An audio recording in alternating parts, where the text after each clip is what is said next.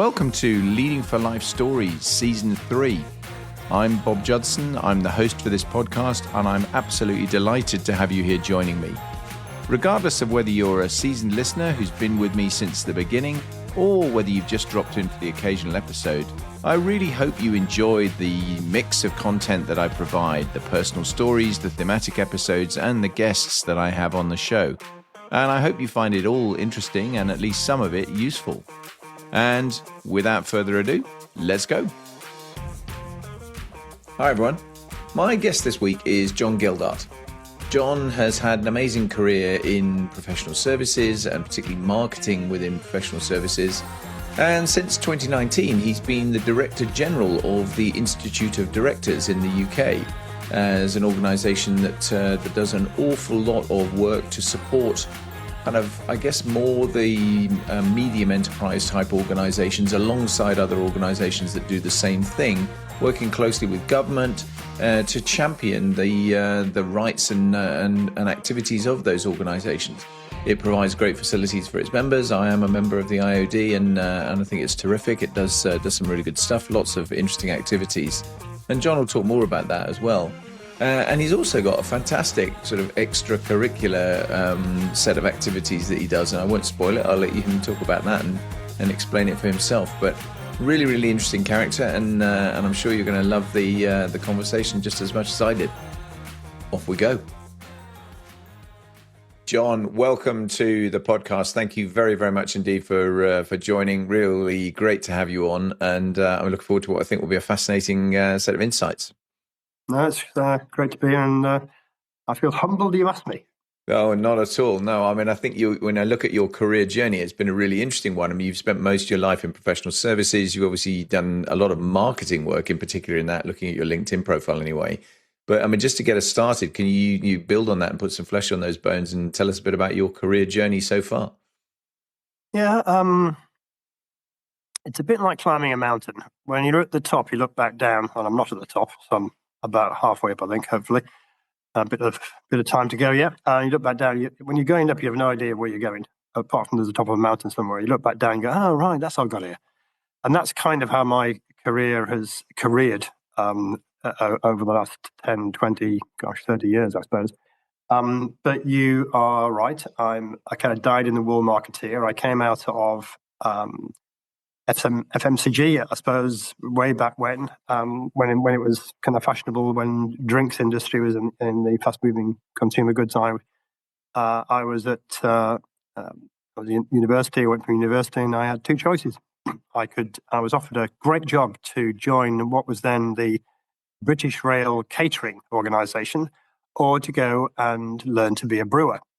Well, that took me about 8 nanoseconds to work out that I really thought that, clearly I went for the rail, that I was just far better cut out to be a brewer than I was going to be serving sandwiches, curled up as they may be on British Rail. So I went off to be a commercial trainee for an organisation that still exists, but the actual brewery I worked in is now a car park in Alloa in the middle of Scotland. And I then sort of did lots of stuff. I worked amongst the different jobs I had, and this is kind of what's the word, forming in my career. I worked as a salesman. I worked in accounts. I worked in on the drays delivering beer, and I worked in the brewery. So I was actually partially trained as a brewer, which was also kind of fascinating. It was all in Scotland, so that was an Englishman. Although I have to say, I must just go right to the chase here. I'm not English. I'm from Yorkshire, and there is a difference. So I remember being in a bar in Easter House in Glasgow, which I was running, attempting to run, I have to say, along with another manager. And a delightful Glaswegian suggested that I wasn't from around there. And I said, yes, of course, my good man, I'm not from around here, but I actually am from Yorkshire. He went, oh, that's all right then, pal. That's just a Scotsman with his head kicked in. So after that, it was fine. And I learned a lot about cultural dissonance, but also maybe how to use humour to overcome it. And that kind of went on from there. I ended up moving around and eventually landed in brands and the marketing function. and in a very short compressed story, ended up managing some of the larger brands for Allied breweries. For those of us who are a little bit older, you might remember Castlemaine Forex, and I wouldn't give a Forex for a Castlemaine Forex. Brands like Skol Lager that are long since defunct. I was involved in Tetley Bitter, so I was a poor sod that took Tetley Bitter to the south of England, which was the right thing to do, clearly, but getting them to drink it was the problem. And went off from there to John Smith's, and so I was very blessed to be able to work with some of the biggest advertising agencies in the world, and to cut my teeth on some amazing brands, and to have a few failures, which of course you can just move on from if you call it a test market as opposed to a failure. And that was also kind of seminal in developing my experience. And I kind of went from there. I was moved on from there to run an agency very briefly in Leeds.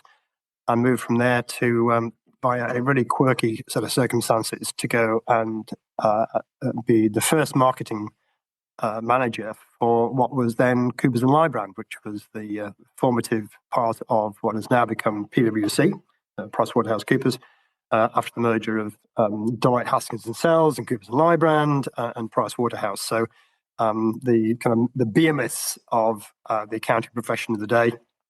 And I ended up in marketing. I think I held probably one of the first marketing people ever to be recruited into professional services. At the time, it was all changing. And then sort of never looked back, looked round a lot because it was pretty scary. But I kept going in that for quite a long time. Had the honour of being able to grow my career in what became PwC eventually, and I was involved in some of those rebrands. And of course, now they've rebranded and they've rebranded and they've rebranded, and that's history. And the accounting profession is very different now to that which it was when I was around in it. But went from there really into a very odd jump, really. Aside from PwC, ended up working in London, working with the board, and the rest is kind of odd, I think, because I left PwC to go and walk to the North Pole, more of which maybe later. And definitely off ice, and walked into the Ottawa office of Grant Thornton with a beard, and a very large beard by that time, been on ice for the best part of nearly 2 months, and into a brand new job as the global marketing director for Grant Thornton.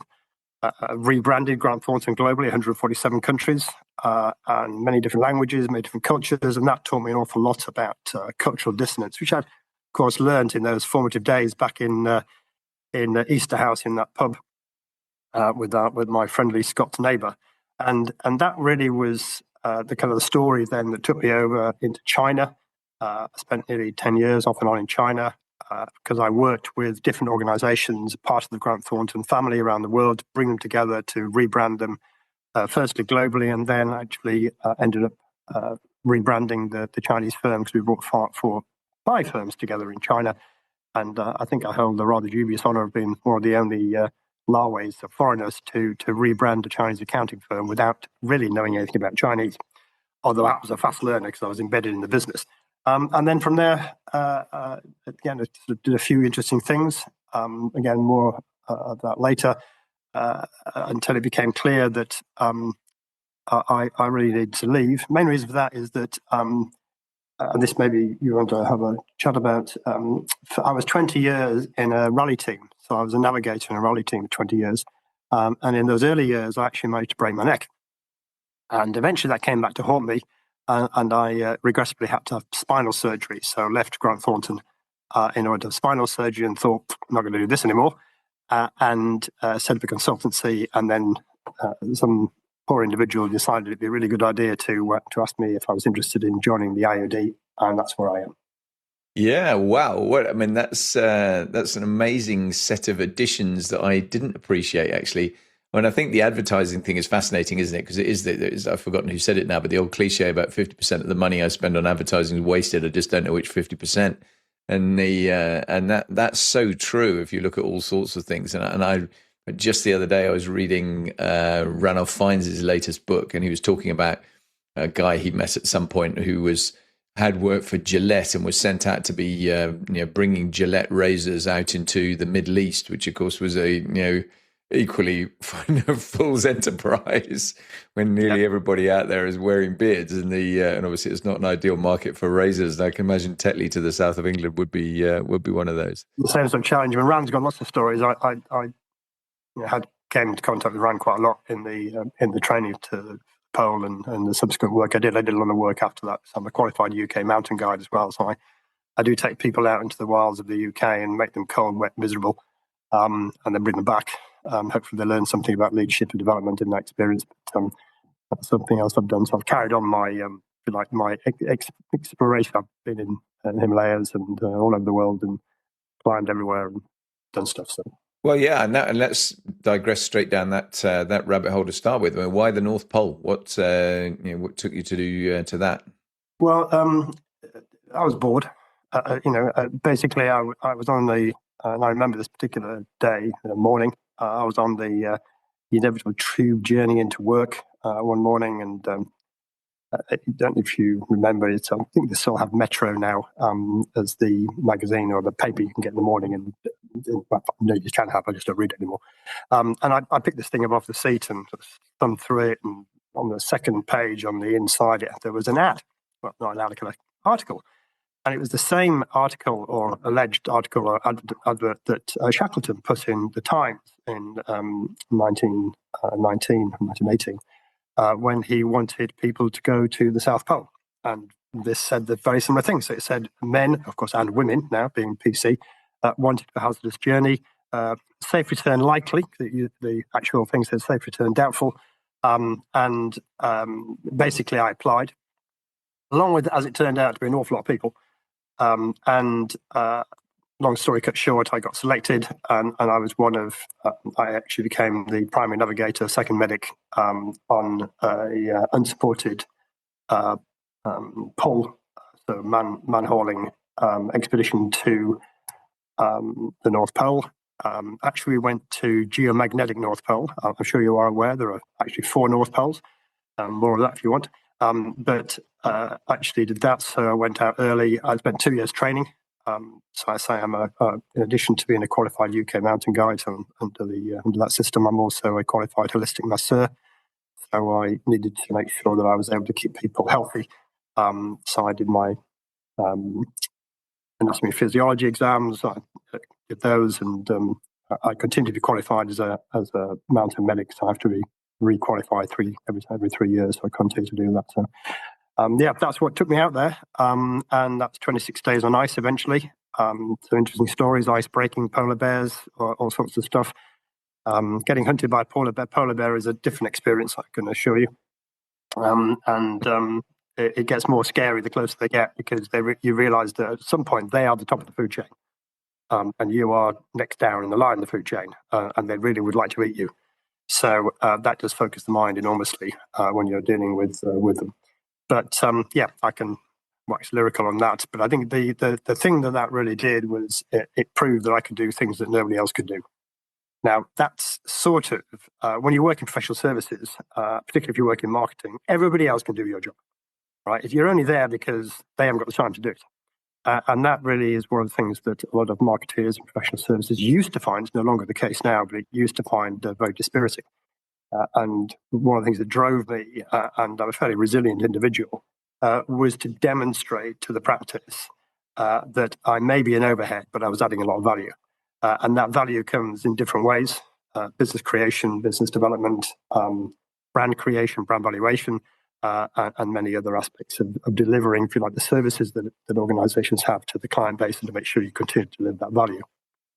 So I was just fed up with people telling me they could do my job. Right, all right, smart ass, you can walk to the North Pole. Maybe I won't do that. Okay, now you want to listen to me. Yeah, it's a great point. And I guess as well, doing something like that, you will have learned a good deal about yourself along the way. I mean, that's a pretty challenging expedition. Yeah, and that's inevitable. It's, I think one of the things that I kind of very alive to is that For me, that was extraordinary. An extraordinary thing to do, probably the hardest, well, definitely the hardest thing I've ever done in my life. But for some people, getting up in the morning is the hardest thing they've ever done. Particularly, we see recently an announcement. A very famous rugby player has just come out and talked about his recent diagnosis and motor neuron. That's a debilitating disease that is going to make it very difficult to do things. And a friend who's got MS and quite an absolute sort of miracle of a woman who is inspiring, really, by the way that she's dealing with the disease. So for me, my extraordinary is not somebody else's extraordinary, and it's one of the things I learned really about myself is that I really do like trying to solve intractable problems, and I like overcoming significant challenges. And I do set myself, and I have done since this is quite a long time ago, because I'm right old now, as they say in Yorkshire. I set myself the challenge of doing something extraordinary every year from the year I became 40. I started running marathons at 40, and doing marathons became a bit boring, so I did mountain marathons. I ran Snowdon Marathon twice, and then I thought, there must be something else I can do. So I say I've been a rally navigator during that period as well for best part of 20 years. And I learned a lot about how to do things properly rather than just quick. Slow is quick in rallying. You just go quick and you just go quick and just go quick. You will come off.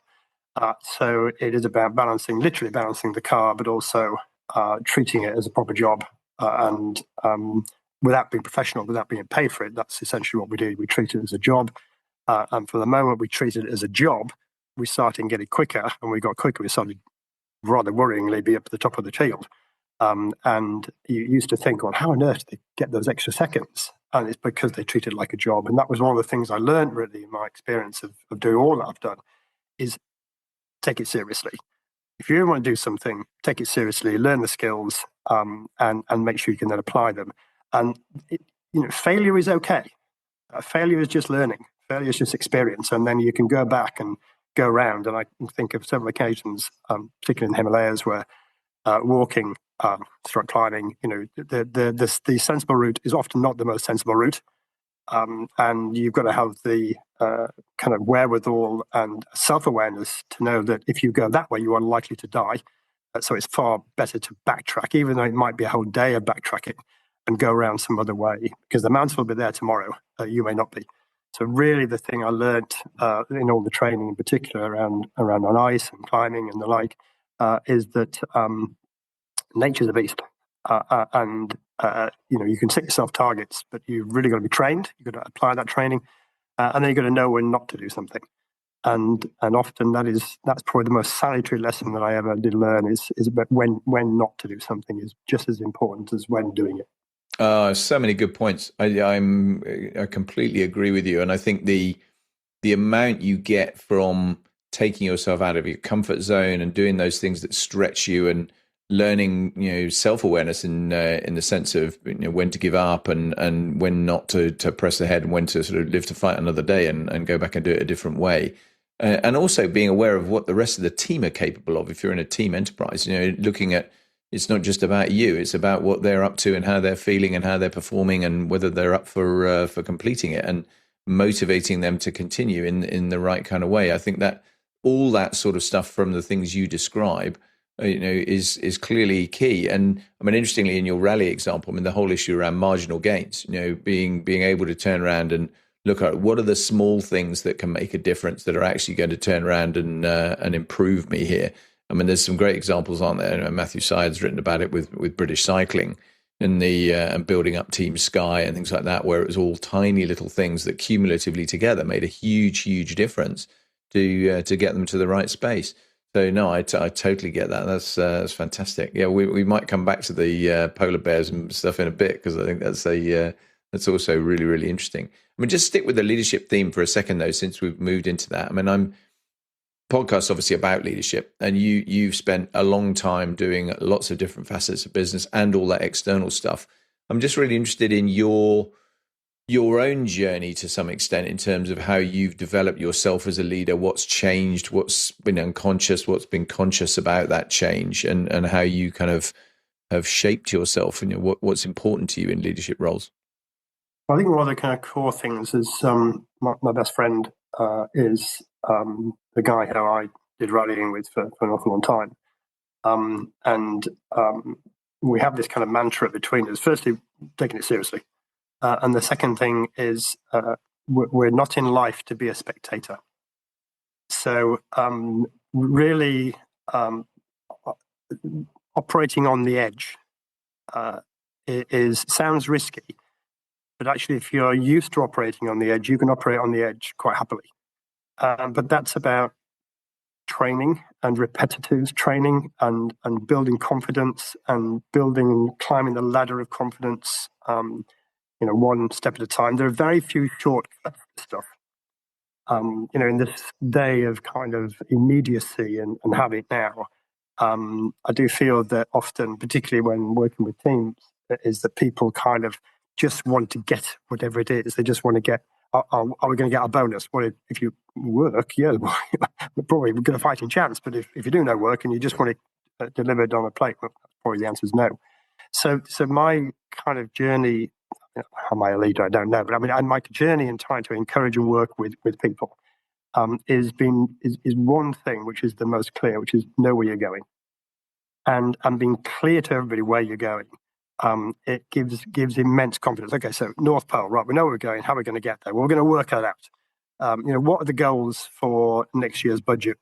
Okay, these are the three things, and I try to work it down to what is the overarching thing. If I talk about the IOD for a moment, one of the things I did when I came here was to kind of refocus the business on what actually is its purpose. What are we here to do? And purpose-led organizations, and there's evidence to this actually now, particularly in the US, people looked at purpose-led businesses, and they are actually more profitable than those businesses which are less led by purpose. The purpose of the Institute of Directors is simply to improve the quality of directors and boards. That's it. And the notion is that by improving the quality of directors, better directors will run better businesses. Better businesses will be better for the economy, and better economies are broadly, internationally, better for the world.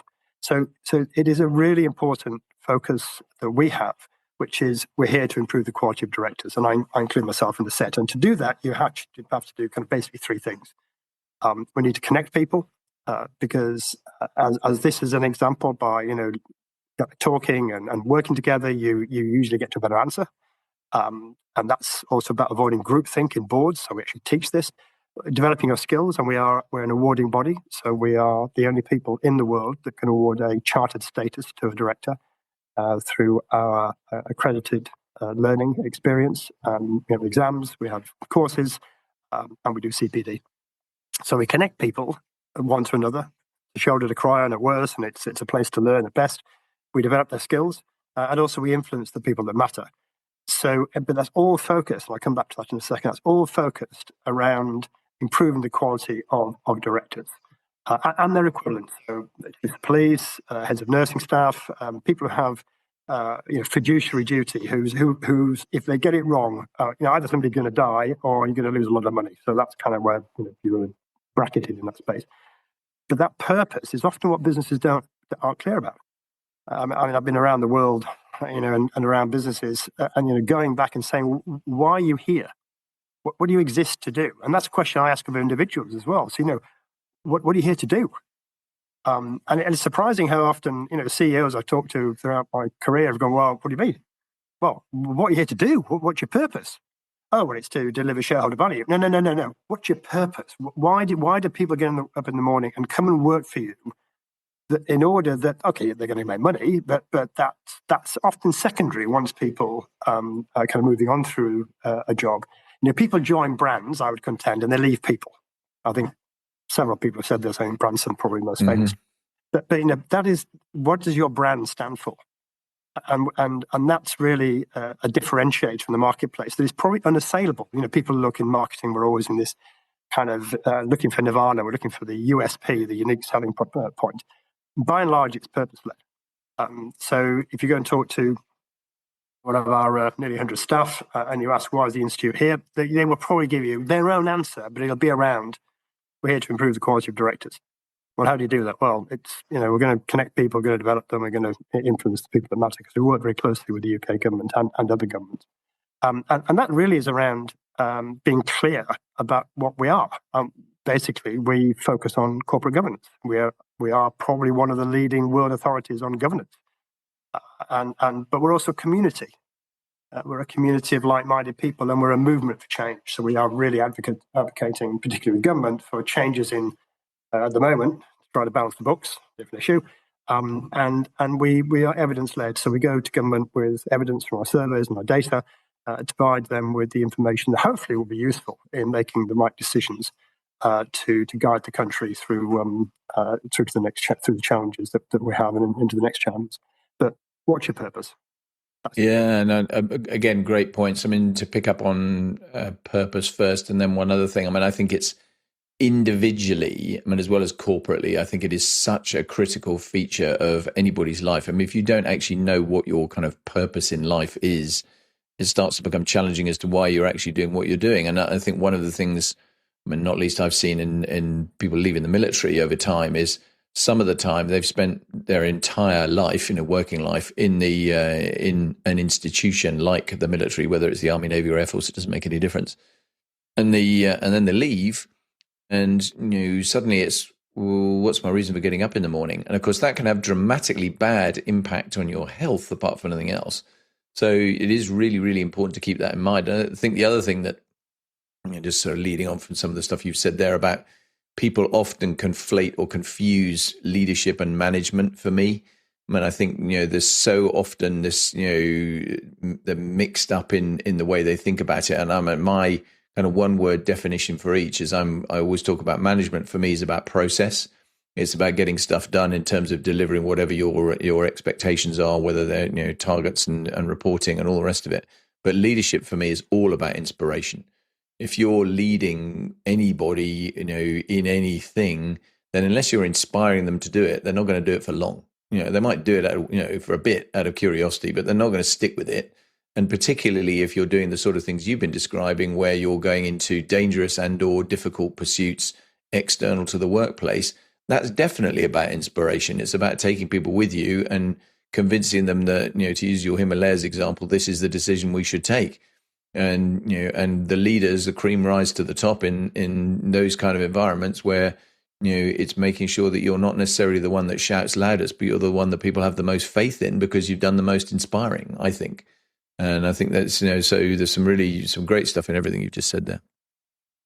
I think it's, I agree absolutely that management is about process. We really need good processes. I mean, any organization needs good processes. And but it is sort of what it says in the tin, this thing between management and directors. Managers do manage stuff, and it's really important to have well-managed businesses. But the notion of a director isn't to be directive, but it's to seek out the direction. Mm-hmm. And that's really about how boards are different, and being a director on a board is different to being an executive manager in the business, because when you're in the business, you're in the business, and your job is to make it in the business to work. But when you're a director and you're on a board, you're on the business.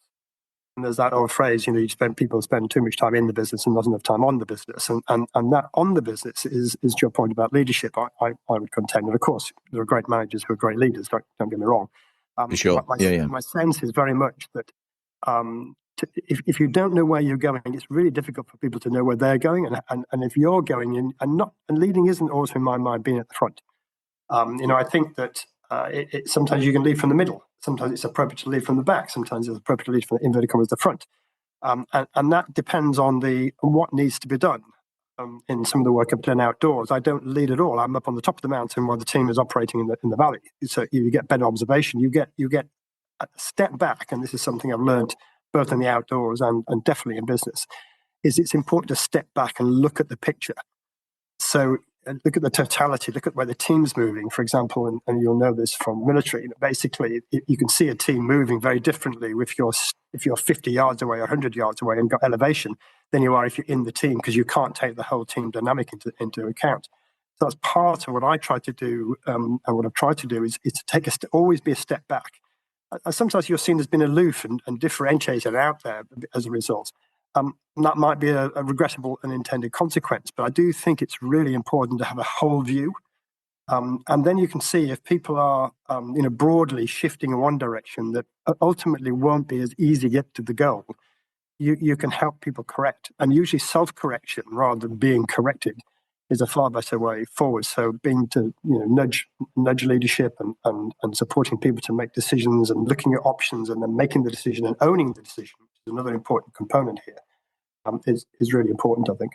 No, totally so. I mean, particularly your point about self-correction. I remember back in the flying world, it was always a thing where if you were developing someone's skills in a relatively new area of what you were doing, and you were flying, as I often did, as a supervisor in the back of an aeroplane with a new challenging thing you're asking someone to do, then the trick was always to let them take it as far as they could without it becoming dangerous. So they learned from it, as opposed to just turning around and taking control from them too early. And I think that translates directly to a business environment as well. If you are always saying, well, I'll correct it and I'll leave it, I'll redo it, or I'll provide a safety net essentially that is always going to pick you up, and adjust what you've done, which is, demoralizing, I think, to some people when they're sitting there and say, well, why did I bother spending time doing it if you're actually just going to change it? But it also means they get comfortable with the fact that actually I don't really need to focus too much on this because you're going to correct it anyway, which is just unhelpful. In developing the people that work for you, it's so important to empower them, to bring them on, to give them the right kind of opportunities to fail as well as to succeed, because that's how, again, point you made earlier on, that's how you get better. Failure is about feedback. It's about, right, okay, this is how we're continuing to improve, and embracing that, I think, is such an important thing. And interestingly, again, my old world, the aviation sector generally, civil and or military, I think is one of the exemplars in some ways for doing this quite well, because we do encourage honest feedback. We encourage people to share it when they've failed. We do it because we want to get better. We also do religiously used to debrief things. So we'll complete every single sortie you fly, you would debrief it. And that is such a good discipline, because, of course, you're always picking over the bones of what you've done and looking to turn around and develop the good stuff and not repeat the bad stuff and evolve from that. And again, I think it's one of the things, unfortunately, that in my experience of the business world is all too often seen as an overhead. And actually it's not. It's a massive enabler if you do it well and you actually build in the time to do it. So it's just a shame people don't do it a bit more often. I agree. I think it's kind of really important not to dwell on the failure, but to help it to be a springboard to the next thing. And my sense is that being a marketeer, of course, I have an answer for this. Well, I also being a Yorkshireman, of course, I have an answer for everything. But the thing there is, it's not failure; it's a trial. It's a test. And it's okay to fail, inverted commas. And I also think it's about the character of leaders and character of good managers. Is people are very forgiving if they believe you're authentic. And I think it was Groucho Marx said, sincerity, if you can fake that, you've got it made. But if you are authentic and sincere, and people can see that you are, then they will, for starters, they'll talk to you, which is incredibly enabling, and also they know that you're not going to fire them, unless they, clearly there are circumstances where you do fire people, but broadly you're not going to fire them because you're there to actually support and nurture, but you're not going to make it easy for them. You give them the job; they need to do the job, and building that authenticity of talk about responsibility isn't just given, it's also taken. So it's really important people take responsibility for what their actions and what they're going to do, and that they have a plan and that they're going to execute on that plan, and that if it doesn't quite work, well, they can correct or self-correct, and it's okay to do that, because stuff happens. Things change, circumstances change, and decisions are often made, hopefully, with the best information you have at the time. You can guarantee, as soon as you do that, the next day you'll get some more information. And it's about being agile in the way that you deal with incoming, as opposed to incoming in the military sense, but incoming in terms of data. And agility isn't the ability to hop from one foot to the other at great speed. It's the ability to correct and to learn and to adapt within, however, the framework that you have in the business, and actually within the framework you've set yourself for your objectives. So I do still expect us to be able to achieve the numbers. But what's come in is additional data that mean we can't make those numbers this way. Maybe we can make them this way, or maybe we could change the way we operate in order to make them just differently, and that's fine too. But at the end of the day, we're here to create value. We're here in a business to support all of our people and their immediate families, and the infrastructure that sits behind them. We have a responsibility, not only fiduciary responsibility, but also kind of emotional, moral responsibility to our people. So you don't let them down, and therefore you take responsibility. You make sure you're agile in the way you respond to things, which brings me to kind of another thing I'm passionate about, which is about communication. And often organizations and individuals say too much to be understood. There's a million things you can say, and there's a million things that businesses often do say, and it just becomes blah. So being really clear, this goes back to that kind of purpose and that focus that you have about the business and about yourself. If you're really clear about what you stand for and about what your business stands for, it becomes really easy not to talk about the rubbish, because you then just focus on that. And people go, oh, but what about this? But great idea. We're not doing that, because that actually isn't going to make any difference. Not going to make, to use another analogy, the boat go faster. Mm-hmm. Which is the New Zealand winning sort of strategy. This is some time ago for the round the world yacht race, and it was all about, does it make the boat go faster? And that's the question I keep asking within the business. Does it make any difference? So what? And it's more, the hardest question. I know it's a question you're going to ask me later, but I'll answer it now. Why? Why? That's a really good question. So what? I mean, I was, another one of my sort of odd things about me, I was part trained in journalism. And that was a question, a great question. My late father talked about, those 5 men, was it, right and true, the who, what, why, where, and who. And those are the big questions. And why, which, if you've had children, is the worst question you never get asked. Why? Well, and it can't be because I say so, which is where you would normally end up as a parent, because that's not adequate. And certainly they remember that when they get older. They said, well, you were wrong. Oh, yeah, well, yeah, okay. But that why question, being able to answer that why question in a board, we just call it a business case, but it's still why. Mm. No, it's great. Again, more great points. I think I often talk about protecting the team.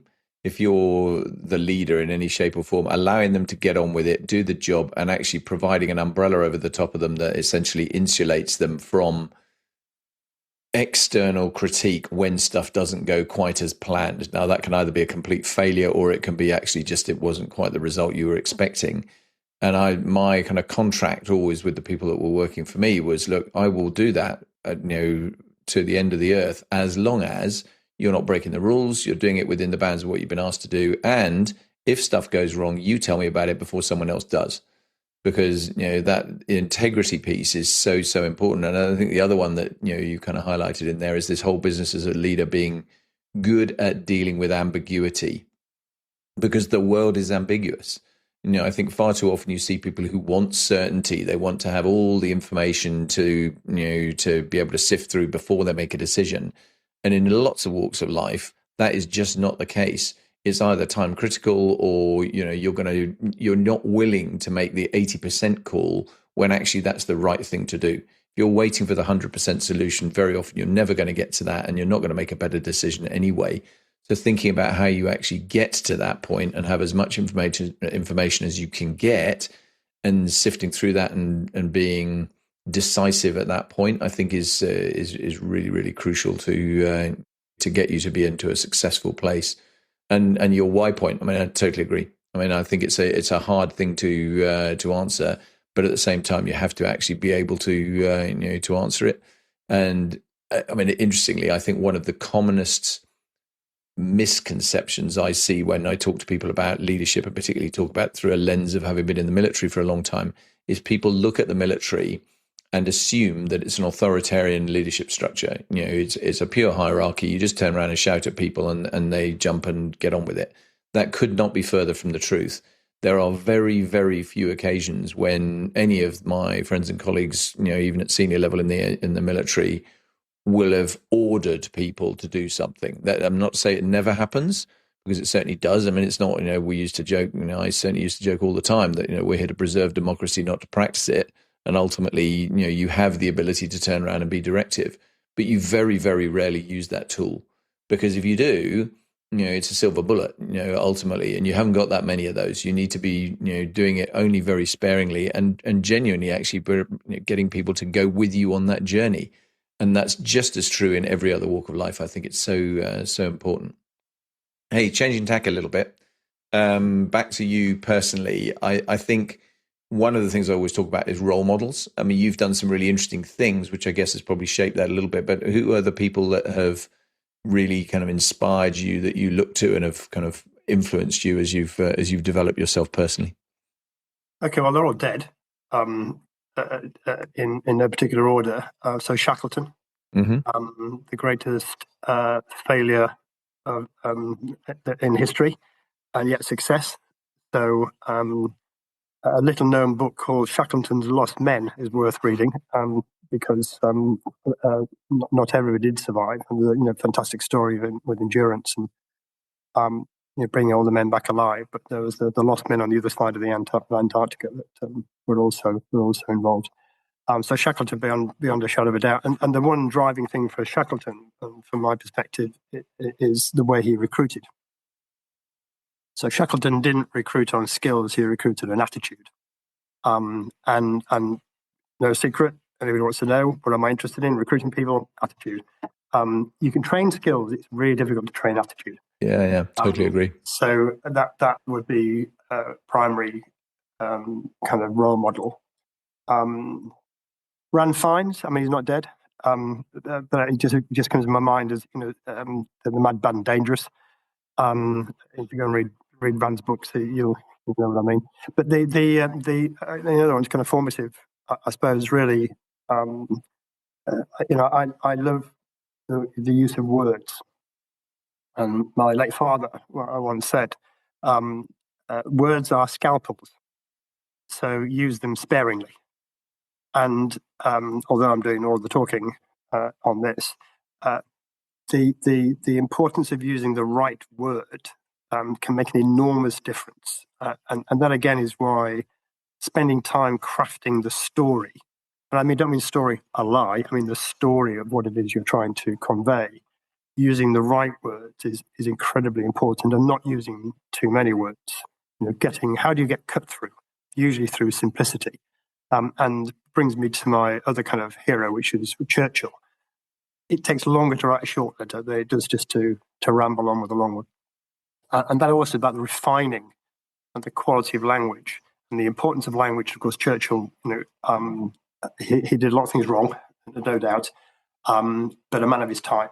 And the ability that he had to cut to the chase, obviously make very difficult decisions, but cut to the chase with the right words, I think is something that I admire. And I mentioned my father, my late father as well. I think everybody is influenced by their parents, and certainly he and it happens to be all male, as it happens. Although Louise Aitken Walker remains up there pitching one of the fastest women on wheels, and one of the world's greatest rally drivers, would also be one of my heroes, I suppose. No, good list. I mean, I think it's interesting, isn't it, the oratory piece, because it is a challenge to be concise, to be effective with what you're trying to say, and actually you see it with Churchill's speeches. I mean, it's a classic, isn't it, when you look at the power of oratory and how, again, inspiring that can be. And you look at some of his World War II stuff. I mean, the fact that it's still being played now not just in the context either purely of historical documentaries and things like that. It actually features in all sorts of things. And I think that, is proof positive of just what a difference it can make. So I totally agree with that. I mean, Rand Fiennes, I do. He's an extreme individual in every sense, isn't he? That you mentioned obviously jumping into do lots of other extreme stuff. I interviewed a lady called Sally Orange the other day. She said, "Oh yeah, I've run 87 marathons." My jaw hit the floor. Well, I've done 2, and I've done a whole bunch of half marathons and things. But she's, she's right out there with this extreme stuff. And one of the things she's done is the World Marathon Challenge, which of course was also a Rand Fiennes thing. And I just find the mental and physical strength and kind of desire to put yourself through the ringer. I mean, I'm hugely amused at Rand Fiennes. In order to cure my vertigo or attempt to cure my vertigo, I thought I'd climb the north face of the Eiger. That's right, yes. Okay, most people would probably take a different approach to that. But I do think it is probably the relevant point in for anyone is to think about these areas that you are well and truly struggling to deal with, finding a way to get out of your comfort zone, get into your stretch zone, try not to get too much into the panic zone, to actually be in a position where you do conquer some of those is definitely important. I mean, you might not need to be that extreme in doing it, but finding a way to address it rather than just ignore it, I think, is definitely the right strategy. Yeah, no, I recently decided to go and do what I've dubbed the 3+3, and I try to find out if anybody ever done this before. So I will claim this world first, which is to climb, run the 3 national peaks of the UK, immediately followed by the 3 Yorkshire peaks. And I did that about 6 or 7 weeks ago. And I believe that nobody's done it. But I mean, now I'm going to be proved wrong because people will tell me they have, but I haven't seen it recorded anywhere. And that was really within a defined time frame. So we did it in totally, including driving, in 33 hours. And we didn't break the speed limit. And that is about pushing myself to the edge of my ability. But running down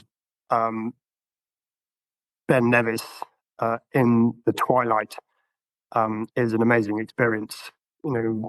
Coming off Scar Fell at dawn is an amazing experience. Walking through the night in the 3 peaks of Yorkshire, which are just on the road, which I do an awful lot, not at night, but I go up there an awful lot, was an amazing experience. And to do that, with all of the elements trying to stop you, is a really great experience. And I think for me, I like pushing myself to the boundaries, not just in terms of physical capability. So I'm getting a bit long in the tooth now, so it's getting more difficult, but just doing something. I mentioned trying to do something extraordinary every year, and I've tried to do things that really test me, either intellectually, emotionally, or physically. And that really does build your resilience, which I think is really important in business. So I don't do it just to do it. I do it because I know I need to be resilient in doing turnarounds, which is kind of where I've ended up doing things in business, and being clear about what it is you're trying to do and planning it as much as you possibly can, but being agile to be able to deal with what life and sometimes the weather throws at you is really important. No, totally. I mean, I can remember vividly, I used to do quite a lot of scuba diving, and I had a very nasty incident. Re-rehearse the whole thing here, but which under different circumstances, had I panicked, I'm sure it would have, that would have been the end of me, and we wouldn't be doing this interview. And the reason I didn't was nothing to do with scuba diving. It was entirely to do with the years and years and years of stuff that I'd done in the military in terms of building personal resilience, thinking through the problem, work the issue, and have the mental strength, I suppose, to in the moment be responding well to a situation that was pretty desperate in very difficult circumstances. And again, I think it's all those cumulative experiences you build up that will help you with that. And I think for anyone on kind of life's journey who's listening or watching this, that is such an important thing to do. If you just constantly stay in the comfort zone and you don't actually turn around and stretch yourself, it is really hard to get those additional experiences that set you up well for that kind of success. Yeah, no, I agree. And another thing I did was I was an underwater archaeologist for a bit, and that was an interesting experience as well. So that came out of university, but yeah, I've done a few things. Okay, yeah, you've done a lot of things. I mean, there's some really interesting stuff in here that we could talk for a lot longer about. That you really have put yourself in some interesting settings. I mean, and I guess takes me to where I wanted to go anyway, because when you look back across all of that, with the experience you've got in business, the experience you've got in life, in the adventures you've done, and things you've put yourself through. If you were talking to Jon, aged 18, about to embark into the world of work, what would you be saying to him? Go for it. Don't hold back. And actually, when I was 18, I was already stupid. So you might want to go back a bit further. Although when I was 16, I was pretty idiot. Yeah, I was a bit of an idiot then too. So I think that it's be you. I think be authentic. And that I found through all the trials and tribulations, and has kind of stood me in good stead. Um, be truthful, be honest, um, and also listen. The loved ones around me, I take great solace from, and they not only put up with me but also encourage me, and that's really important as well. And it's something that I wouldn't, I don't think, no, in fact, I would say absolutely certainly I would not do anything different. Maybe about a couple of really stupid things. Um, yeah, the Baiju moment where I lost 2 hours of my life is probably not a great experience in China. But there are other things. Yes, you look back and you think, probably not a great thing to have done, but actually you learn from them, and you come out stronger. So I would say the same thing to me now, looking back a year, or rather than 10 years, or 20 years, or 30 years, or even longer. It's go for it, be authentic, be true to yourself, and keep going, because time is a great healer, and actually you will get through this.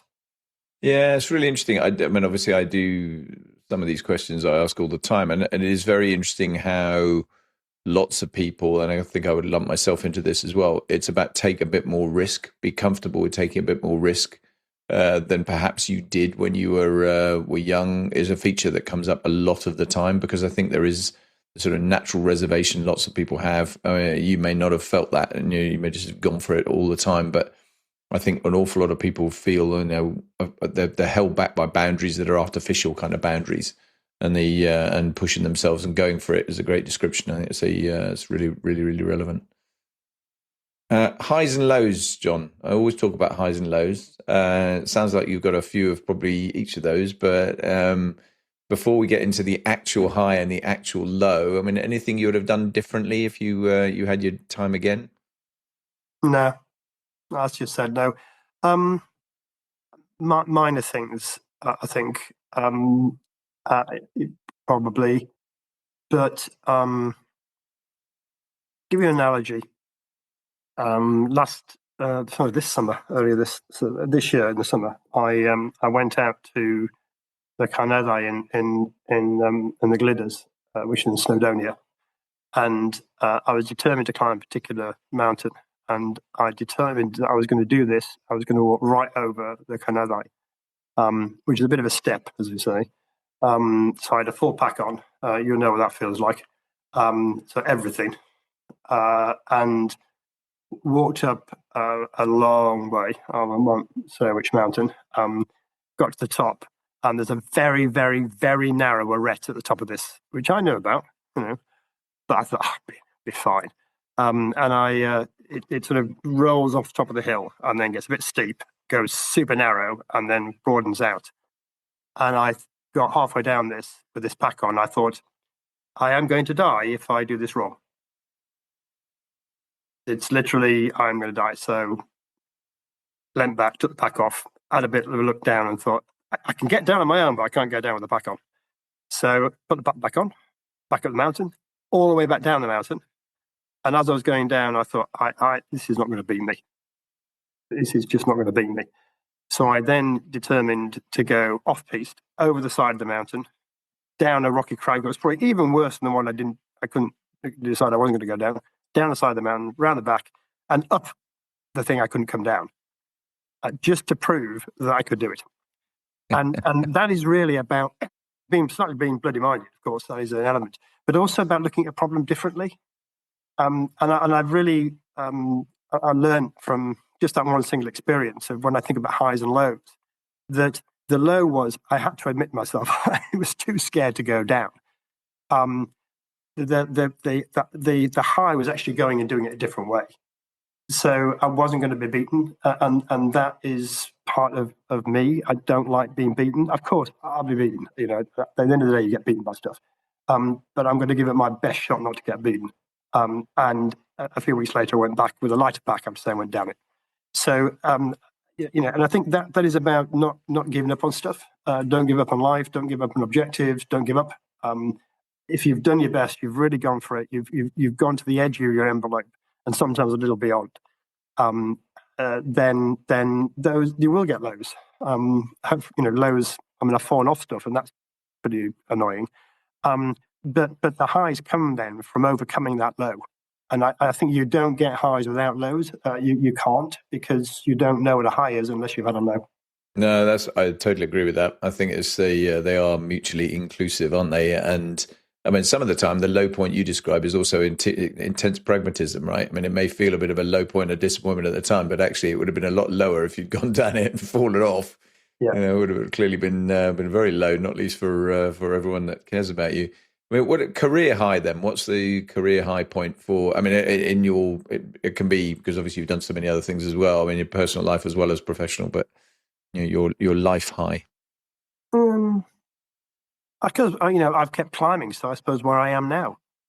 And I said before, it's like looking back down a mountain. You know, you sometimes you keep going, and eventually, the very annoying thing about British mountains, and you'll know this, is that they get another one after the first one, particularly in the lakes. You know, you go up something like Skiddaw, and you get halfway up, and you think, oh, God, it's got to be the top. I mean, I remember this as a young man. Got to be the top. Nah, not the top.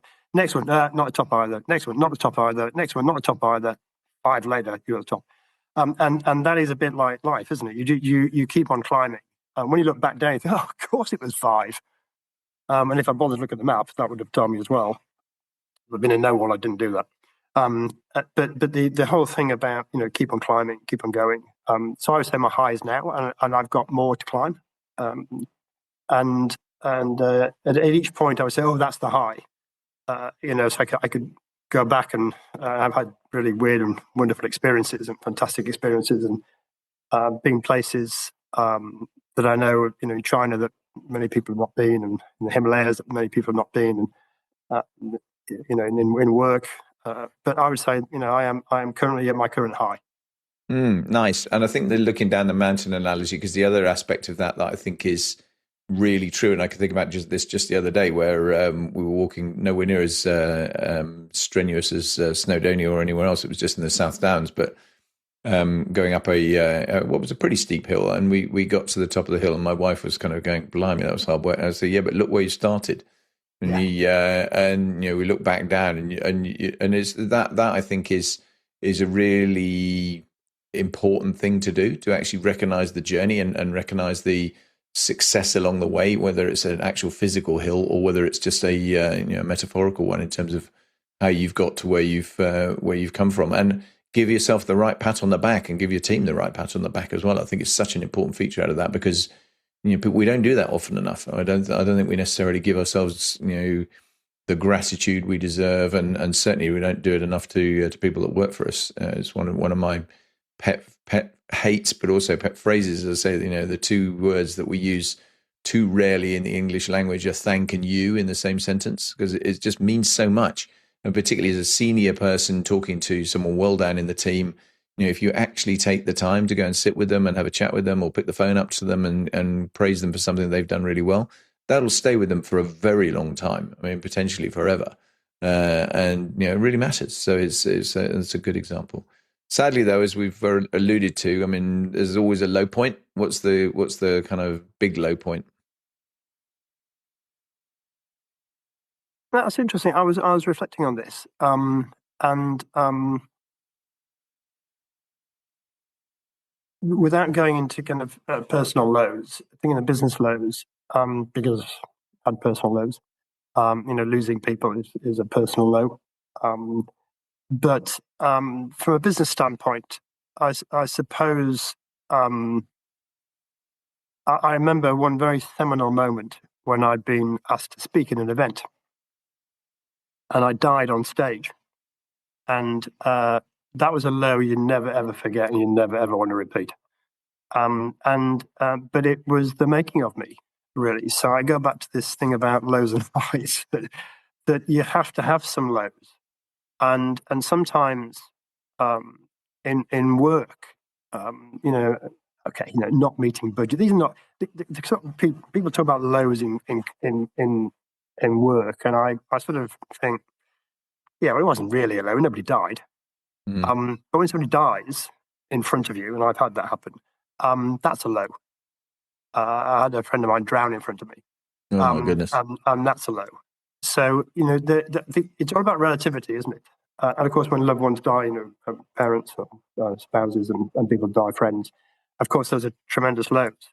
But I think it's really about how you deal with that low, and how would they have wanted you to respond. And they certainly wouldn't want you to respond. Of course, they'd hope that you would mourn their loss.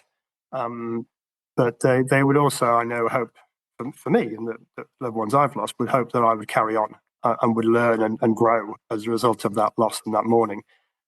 Sad and awful as it is, that I think it's really important. And I think that goes back to something we were saying before about self-reflection and kind of correction. That is the old adage, life is a journey, not a destination. But I think it is really important. We're only here once. We need to make the best fist of it that we can. We need to be who we are. And I remember my father saying to me, nobody ever says on their deathbed, I wish I'd spent more time in the office. So I do not spend as much time in the office as I might have done. Sorry, guys, I don't. But I do spend time, I'm out on the hill a lot. I'm outside a lot. I spend time with family a lot. And I think that's important because what you are now is also a bit like brands, to go kind of full circle to something else, which is a brand, and a personal brand is what people say of you when you're not in the room. So I always like to say, what are people going to say of me when I'm not here? Okay, not when I'm dead, but when I'm just not in the room. And that really is what is important to me. So I hope people feel I'm authentic, I'm genuine, I don't fulfill. Yeah, okay.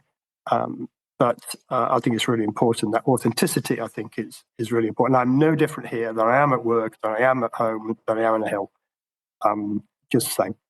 Yeah, no, great. Again, terrific points, and I totally agree with you about no one says on their deathbed they wish they'd spend more time in the office, and never get killed rushing to work either is the other expression I've heard like that, which I think is true, because the thing that's interesting from everything you've described, you bring it out really well actually, that it's that rounded human being, doing other stuff alongside what you do professionally that makes you actually better at what you do professionally.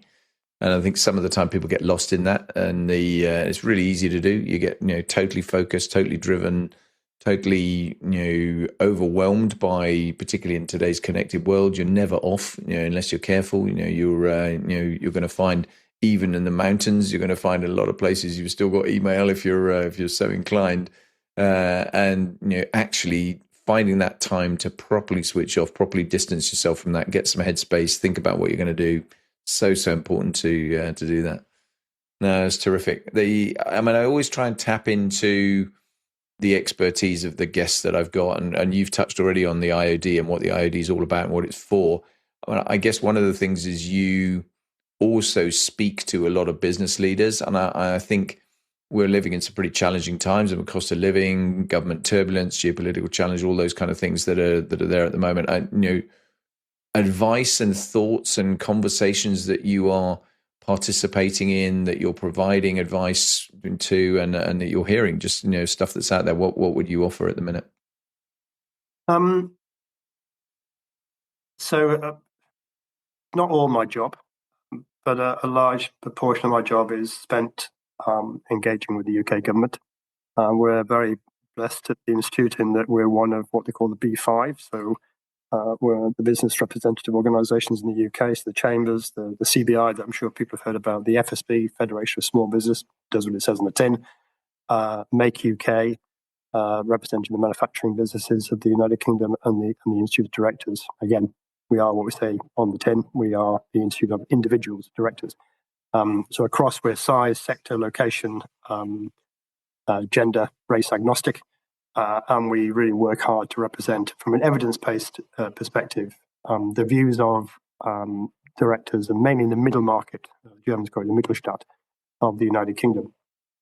And the thing that's on most people's minds right now, and we have the evidence, you can go online and look at the evidence online that we have, is the business confidence is at an all-time low. And I'm sure you'll find that when you're talking to business people. And that's challenging. You know, we've got a budget coming up at the end of November, which is about the latest date that Rachel can actually do the budget, and it actually still be autumn, to have an autumn budget. And we've got getting on for 30 billion black hole in the economy. And that could be very dispiriting. And of course, for many, it is dispiriting. You know, the cost of living crisis, we have war in Eastern Europe. We have geopolitical turbulence, everything from Putin and Trump and Xi to Modi and others, some of the major leaders in the world who are, at the moment, very polarized, literally polarized in their thinking and approach to country economics and to geopolitics. So there is a lot of frustration around. We've seen essentially stagflation in the UK, really, by any other measure, for quite some time. There's a lack of investment in the UK. There's a lot of money around, believe it or not. There's a lot of money in business banks, bank accounts, but there's reticence to spend because the uncertainty as to what's going to happen in the budget and what's Labour going to do. So on the one end of the scale, we've got uncertainty and a reticence in business to invest. Then we've got the kind of very significant focus on input taxes from the government. So national insurance, living wage. We need to pay people the right wages, and no question about this. The other elements of the new Act around employment, and all that does, and I'll come back to that in a moment. All that does is create greater pressure on business. Now, what we have said to Rachel is, and to the government, is not that we don't agree that people should be paid a living wage, and it's not that we don't agree that people should be paid a London living wage, or that they should have employment rights, or that they should. We actually agree. The issue is that the current way that the government is operating is using a very blunt instrument to deal with what we would call the margins. So we would absolutely not want to see directors who break the law to get away with it. You know, we expect to see people jailed. We expect people to see struck off. We expect the margins, the people who don't adhere to human rights, who don't pay the living wage, who don't, to be vilified and held to account on that. Equally, it's important that in order to generate growth in the UK, that you have some degree of stimulus, but the stimulus isn't necessarily cash. Stimulus is, and it's something we talked about earlier in terms of the way one should hopefully run a business, is about hope. And Obama wrote about the audacity of hope. The thing that a lot of people currently are seeking in the United Kingdom business community is some clarity. And I used this expression the other day, is give us a clue. I remember talking to previous chancellors, and exactly, Jeremy Hunter is a good example. Jeremy, just give us a clue. You know, business is pretty good. We're pretty robust. We can manage uncertainty. We've got some pretty good leaders. You know, we know what we're doing, right? Just give us a clue. Give us a direction of travel, and that is what we're asking. And the direction of travel at the moment, unfortunately, is uncertain. And historically, Labour has tended to operate. People used to talk about the Brown-Blair years, very well managed, one could argue, but about being tax and spend. There's a bit of spend and hope at the moment, and that's difficult for business to get our heads around because that's not the way we run a business. You don't spend money that you don't have, and that's quite difficult. So, of course, she needs to generate wealth. She needs to generate money into the coffers of the United Kingdom and Exchequer. And that's really where we're spending time trying to help her look at areas where she could do that. But that's about an investment strategy, not a spend strategy. So we take the approach from the Institute's perspective, because we advise boards. That's what we do. We try and improve the quality of boards. So we really see ourselves advising the board of the UK, which happens to be called the Cabinet. And at the moment, we are spending time really saying, look, this is what it feels like in business. Confidence is ebbing, but there is an underpinning enthusiasm for brand Britain. There is an underpinning enthusiasm to invest with hope, providing you give us a clue. And we're just waiting for that clue from the budget. Yeah, it's going to be interesting, isn't it? I think it's tough times politically. I mean, I can't really remember a time when in this country, or indeed when you look more widely around Europe and the world, you look at the sort of level of political turbulence, rise of populism, with the associated big political challenges that are out there, obviously, and geopolitical challenges in terms of, as you mentioned, war in Europe and those sorts of things. And obviously, I think that populism thing is a problem for the politicians. I think there is it's purely personal view, but I think there are some enormous challenges that the government of the UK at some point, whichever flavour of government it is going to have to really grapple with.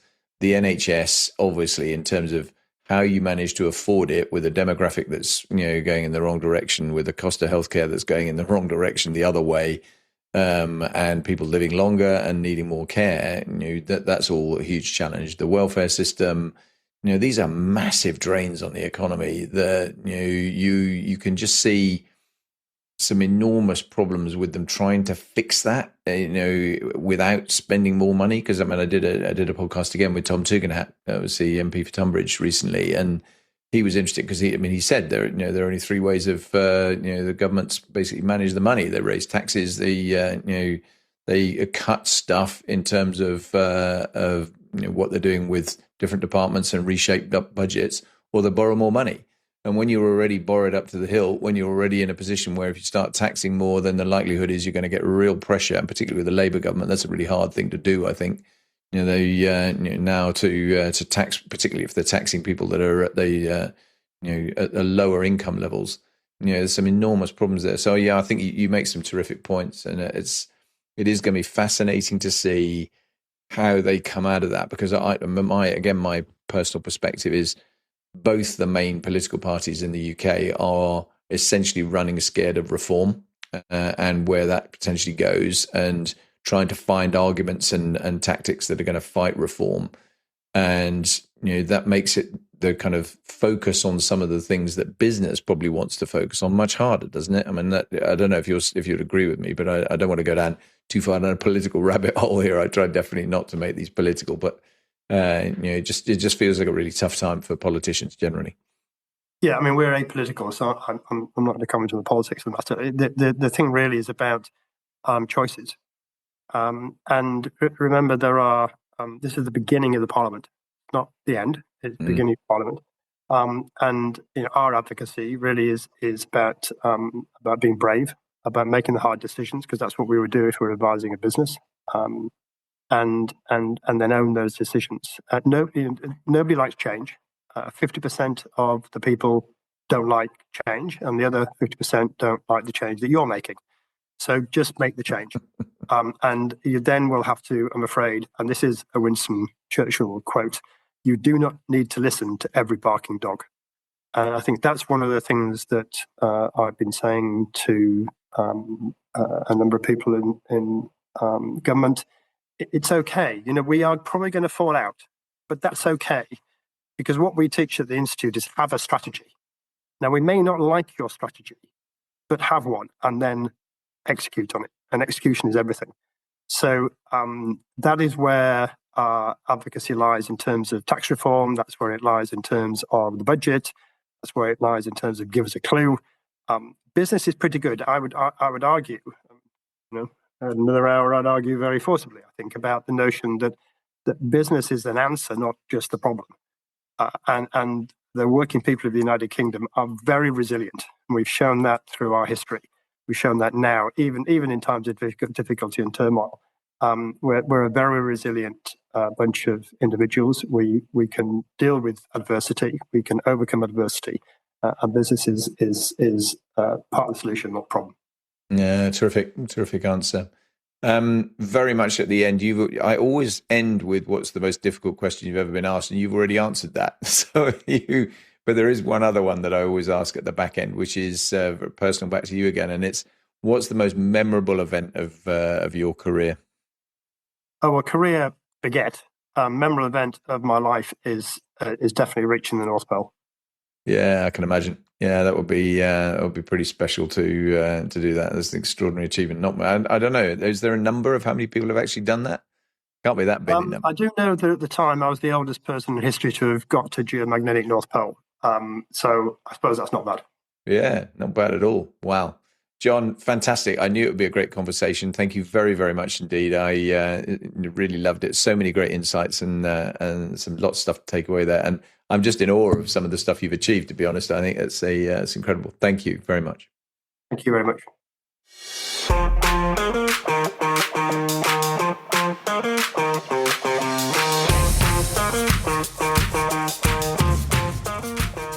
I really hope you've enjoyed this conversation with Jon. I thought it was terrific. It's such an interesting chap with so many fascinating facets to his experience and also just his kind of life and what he does, and really, really interesting.